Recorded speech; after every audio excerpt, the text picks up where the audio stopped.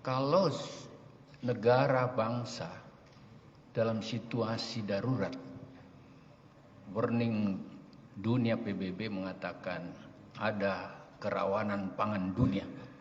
Kemudian ada perintah extraordinary oleh kabinet dan presiden atas nama negara untuk mengambil sebuah langkah yang extraordinary atau diskresi berdasarkan Undang-Undang Nomor 2 2020 dan Perpu Nomor 1 2020 kalau saya tidak salah.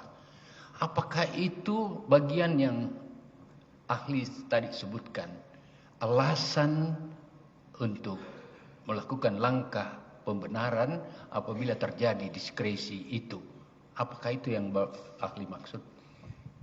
Mohon izin yang mulia. Ada El Nino, ada COVID supaya Undang-Undang Nomor 2 2020 itu. Minta maaf. Ya. Baik, mohon izin yang mulia. Jadi saya ingin menyampaikan bahwa tadi saya menjelaskan mengenai sifat melawan hukum materialnya itu menjadi hilang karena ada satu hal-hal yang tidak terpenuhi. Di dalam hal yang tidak terpenuhi itu berkaitan dengan asas-asas tadi Bapak. Asas keadilan, asas kepentingan umum, asas kepatutan dan seterusnya tadi. Nah, yang paling penting yang menjadi koridor adalah apakah dalam pemenuhan hal-hal yang tadi saya sampaikan tadi untuk kepentingan umum dan seterusnya tadi apakah melanggar norma aturan yang ada ataukah tidak. Kalau memang ternyata itu terjadi, ya maka sifat melawan hukumnya bisa hilang karena terpenuhinya asas-asas sebagaimana yang tadi saya sampaikan. Demikian yang mulia. Izin yang mulia. Ini perintah presiden, ini perintah kabinet, ini perintah negara. Dan kalau itu terjadi dan ini benar, apakah bawahan, katakanlah menteri, hanya menteri sendiri yang bertanggung jawab atau negara bertanggung jawab? Seku presiden itu, saya mau tanya ahli. Nggak bisa izin ya? Secara umum yang mulia, barangkali secara umum pengetahuan saya, di luar pengetahuan saya dari sebagai ahli hukum administrasi, tapi tadi saya juga ditanya oleh kuasa hukum tadi berkaitan dengan latar belakang disertasi saya dalam hal ini ingin menyampaikan yang mulia, seringkali di dalam hukum pidana itu ada irisan-irisan yang mulia, irisan-irisan antara hukum administrasi dengan hukum pidana, irisan antara hukum perdata dengan hukum pidana.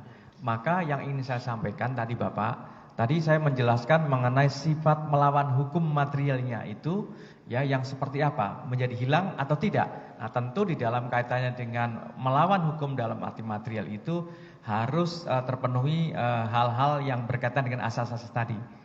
Prinsipnya selama terpenuhi Bapak, maka sifat melawan hukumnya menjadi hilang dalam kondisi-kondisi tertentu. Demikian yang mulia. Izin yang mulia. Katakanlah seperti itu dalam pendekatan frame akademik pidana. Tapi pidana kan tidak berdiri sendiri gitu. Nah sekarang untuk kepentingan 287 juta orang makanan yang terancam. Terus ada diskresi yang diperintahkan. Dan itu terjadi, apakah itu bisa diabaikan dalam pendekatan pidana saja? Atau tetap harus dijadikan bagian-bagian yang harus tesa, antitesa, sintesa dari aturan hukum yang ada? Mohon izin yang mulia, kembali ke soal konsep tadi sifat melawan hukumnya tadi Bapak. Jadi sifat melawan hukumnya tadi maka menjadi hilang manakala terpenuhi asas-asas yang tadi saya sampaikan. Asas yang paling utama ada asas kepentingan umum, asas keadilan dan seterusnya. Nah keadilan apakah keadilan bagi sekelompok? Tidak. Keadilan tentu bagi sebagian besar masyarakat itu juga harus terpenuhi rasa keadilannya. Demikian yang mulia jawaban saya.